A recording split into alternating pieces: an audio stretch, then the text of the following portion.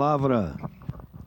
Senhor presidente, eu quero só, de novo, dizer que o prefeito, o governador, deputado, vereador Sartori, quando ele teve a ousadia de fazer, dá para dizer assim, Fátima Baixa, vereador Felipe.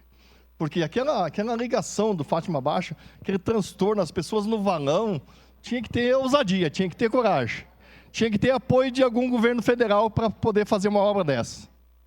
Então, quando o governo federal apoiou, quero dizer, não de boca, financeiramente, vereador Felipe, o prefeito Sartori disse: essa obra vai sair do papel, e para nós, que somos morador, quem ia para Flores da Cunha, o transtorno que dava, quantas pessoas morreram ali, quantos acidentes aconteceram, depois dali, ficou encaminhado, como disse, o Rota Nova.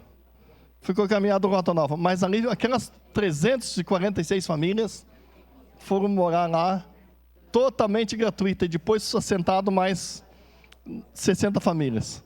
Então, passou de 400 famílias, mas quando o projeto veio lá, vereador Felipe, do prefeito, que cobrava bastante também internamente, é isso que o boato que a gente sabia, dos seus secretários, para que saísse dos papéis os projetos. Se não tiver projeto, não tem obra. E quero dizer também que eu admiro bastante o Sartori, pessoalmente, porque eu vi quantas vezes nós em porta de fábrica, nós de um lado do panfletiano, ele panfletiano do outro lado, na última vez que falei com ele ali na UAB, presidente.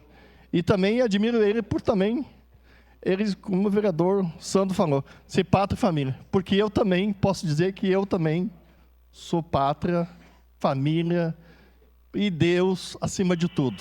Então posso dizer isso porque as pessoas às vezes pensam que a gente não porque a nossa bandeira